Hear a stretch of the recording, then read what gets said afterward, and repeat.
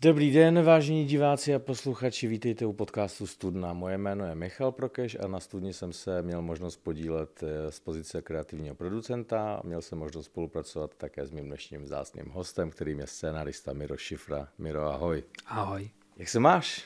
Dobre, netrpezlivý, že ako ľudia budú vnímať Studňu, takže sa teším na reakcie v tejto chvíli. Jak moc dáš na reakce? Nie je tak, že by som sa úplne nechal nimi rozhodiť, keď sú zlé a tie pozitívne potešia a tie negatívne som taký, že to vezmem do úvahy pre všetky tie ďalšie veci, ktoré budeme robiť. Ale aby som sa tak ako rozhodil úplne, že teraz budem v depresii, keby niekomu sa nepáčilo alebo niekto niečo píše na internete, že to je zlé, tak to nie. Ale čteš to? Čteš recenze, čteš komentáře? Do nejakej miery nie, že všetko, ale zaujíma ma, ako samozrejme robím to pre ľudí a chcem, aby ľuďom sa to páčilo, tak ako keď sa im to, alebo chcem vedieť ich reakcie, takže jasné, že niečo. My se tady scházíme nad Studnou, kterou si aktuálně dokončil. O čem Studna je z tvého pohledu? Studňa je príbeh, taká rodinná dráma, ktorá znova spracováva prípad, ktorý sa reálne v Česku stal v 60. rokoch. Pozeráme sa na rodinnú tragédiu, ktorá sa stala vo Vonoklasoch. Je to o tom, akým spôsobom sa možno nejaké zlé vzťahy v rodine alebo komplikované vzťahy v rodine vyvrbia do totálnej tragédie. Takže pre mňa je to vlastne rodinná dráma, ktorá vyústí vo veľkú tragédiu, ktorú všetci majú pocit, že poznajú, ale my sme to vlastne troška šli širšie a obšírnejšie do toho. Jsi říkal, že se to odehrává v 60. letech, respektive ten příběh začíná ve 30. letech a pokračuje až do 80. let. Ale přesto je to příběh starý několik dekád. Čím může oslovit vlastně současného diváka? Co je to téma pro tebe, které jako může rezonovat i současnou společností? To bolo vlastne ako prvá otázka, ktorú som si aj ja kládol, keď som vôbec sa do toho pustil, že čím je to stále aktuálne, pretože prečo sa vlastne nebudeme zase vrtať v nejakom prípade, ktorý už mohol byť zabudnutý. Ale mám pocit, že takéto nejaké toxické vyústenia rodinných vzťahov sa doteraz dejú. Doteraz sa dejú niečo, čo sa aj nazýva rozšírená samovražda. To je, aj počas toho, keď sme to natáčali, tak niekoľko prípadov, tak to prebehlo médiami. Takže mám pocit, že nejaké ako schémy v tom, ako tie rodiny prestanú fungovať, sa stále opakujú. Stále sú tam ľudia uväznení v podobných ako konšteláciách rodinných, stále si nesú nejaké podobné traumy a chcel som vlastne prerozprávať ten príbeh poriadne aj z pohľadu obetí, aj z pohľadu tých vinníkov a zamyslieť sa, prečo sa to deje. Ty jsi říkal, že to je první otázka, kterou si kladeš. Kdy ses vlastně dozvěděl, že bys měl pracovat na Studni? Protože já vím, že to původně měl být celovečerní film, potom 3dílný seriál, teď je z toho 6dílný seriál. Celou dobu si byl u toho. Kdy jsi na tom začal pracovat a kdo tě oslovil? Prvá ponuka, myslím, že prišla niekedy už 2018-19, myslím, že to bolo niekedy vtedy. Myslím, že v 2020 som napísal celovečerák, ktorý sme sa snažili spraviť, ale nakoniec to vlastne nevyšlo.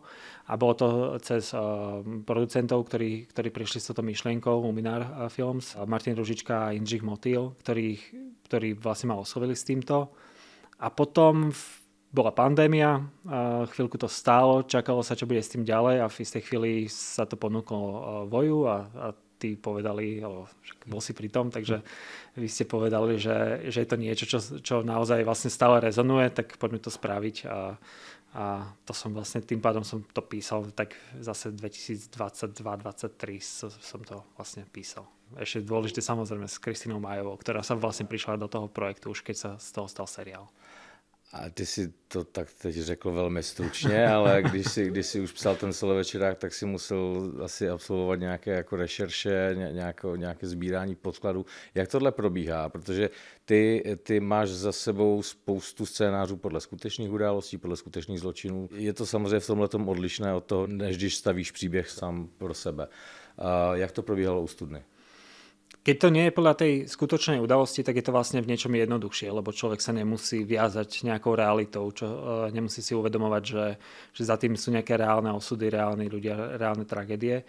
Takže pri takýchto veciach, keď je to nejaký true crime alebo inšpirované skutočnými udalosťami, tak človek sa snaží získať najskôr čo najviac informácií, koľko sa dá po tých rokoch, keď už všetci vlastne buď sú mŕtvi alebo nedohľadateľní, tak je to komplikované, ale snažili sme sa vlastne zistiť všetko možné. Už jedna vec sú policajné spisy, ktoré z toho sa čiastočne zachovali, nie všetky, alebo nejaké veci, ktoré boli oficiálne potom pri tom vyšetrovaní, tak tie sme mali k dispozícii. Potom som sa rozprával s niekoľkými ľuďmi, ktorých tých ľudí poznali, aby som zistil, že čo sa tam asi pravdepodobne stalo.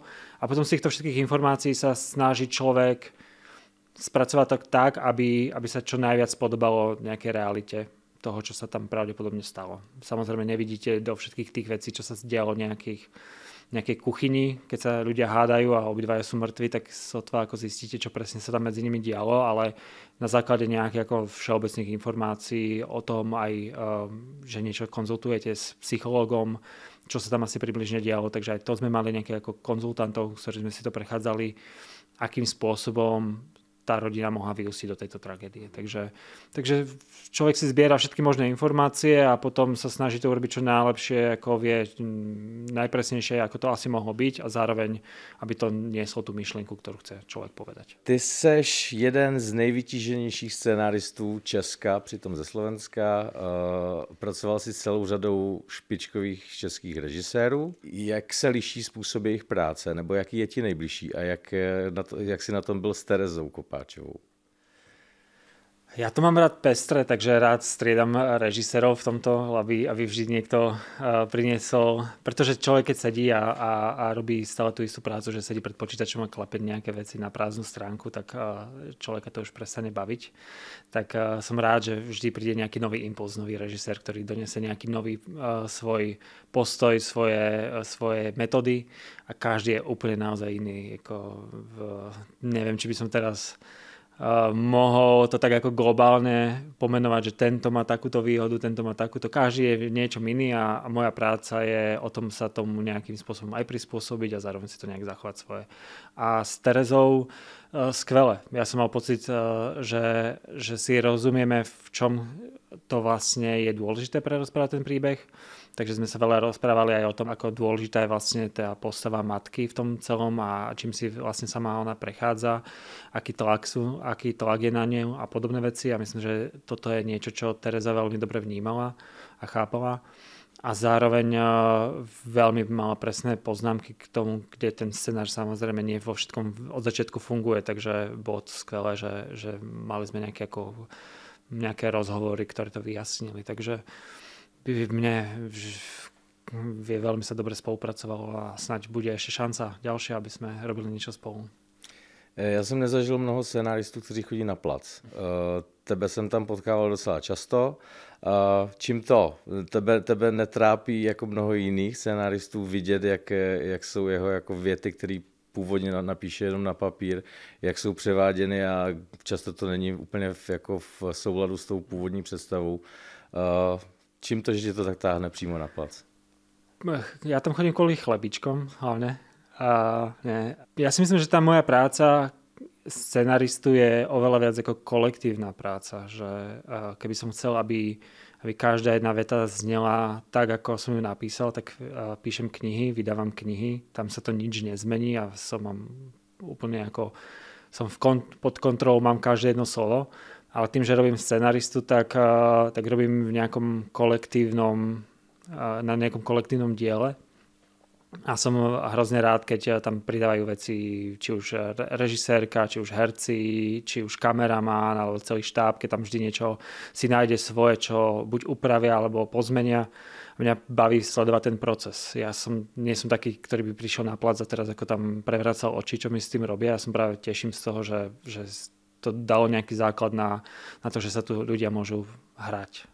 Ja myslím, že vtedy to najviac vidieť na tých veciach, keď každý, ktorý tam príde, má pocit, že môže tomu niečo priniesť a môže nejakým spôsobom to upraviť, vylepšiť. Niekedy aj zhorší, ale zároveň to je nejaká normálny proces, že nejaké veci sa zmenia. Já jsem si všiml, že třeba po některých scénách za tebou chodil David Švehlík a ptal se tě, jestli to zahrál správně. Áno, to je ale... To se nestává, ne? Občas majú pocit herci, že mi niečo veľmi kazia a že sa mi majú ospravedlňovať, lebo to nepovedali presne tak, ako je to napísané v scenári. Ja vždy hovorím, keď to takto cítiš, tak to rob tak, ako to cítiš. Pre mňa je dôležité, aby tam zazneli tie ako dôležité emócie alebo informácie, ktoré potrebujeme, aby sa ten dej nejako posúval. Keď vypadne nejaká informácia a kvôli tomu bude zrazu nezrozumiteľná ďalšia scéna, tak to je problém.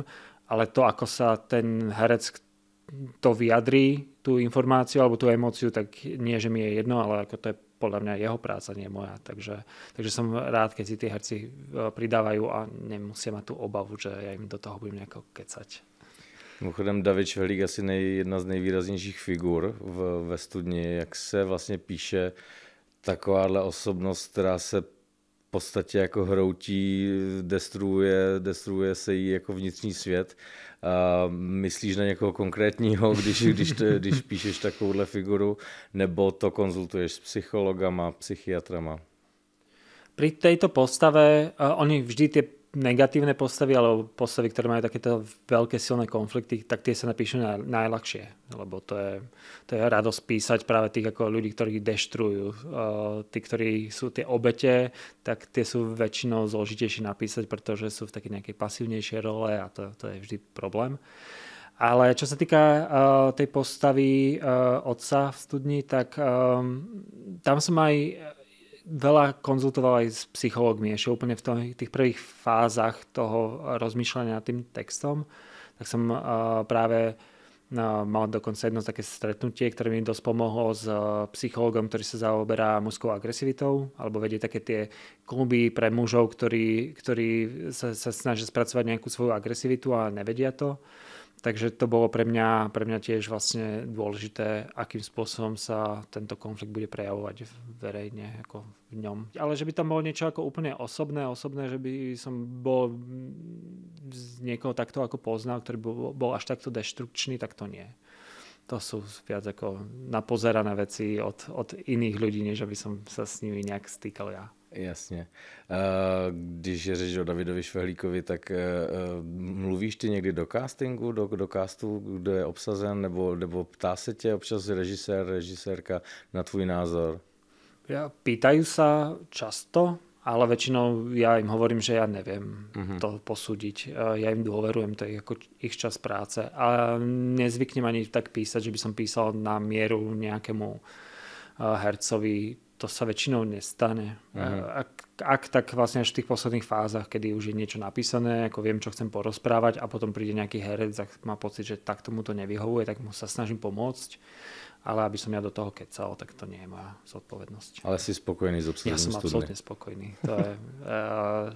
Myslím si, že ale je to aj o tom, že nielen ako aj tí herci boli na nejakých hereckých skúškach, spolu sme si tie texty čítali, je tam hlavne v 6. a 4. dieli sú tak ako najnáročnejšie scény herecky, ktoré sme si naozaj ako prechádzali ako každú jednu ako drobnosť v nich, kedy sa vlastne stane tá samotná tragédia.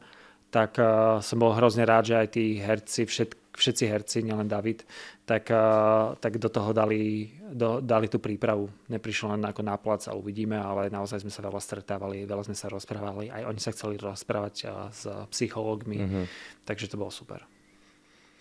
Jak jste si rozdělovali s Kristýnou Májovou tvůj spolusénaristkou role při tom psaní? Bylo to tak, že ty si dělal scénosledy, ona doplňovala dialogy, nebo naopak, nebo byli jste u toho vůbec spolu, nebo jste si to jenom pinkali přes mail? S Kristýnou to bolo skvelé, ona to celé začalo tak, že my vlastne pracujeme z tej istej kaviarne. My bývame nedaleko seba a ja keď som vlastne vymýšľal tú studňu, už bola v nejakom ako pôvodnom námete, tak som ju fyzicky každý deň stretával, sedela ako odo mňa 2 metre a nejak sme sa rozprávali o tom, že kto čo robí, tak som jej hovoril, že či nechce mi pomôcť s tou studňou, že by vlastne mi hodil aj jej pohľad na svet, aj vlastne aj by sme si to nejak ako rozdelili časovo lepšie.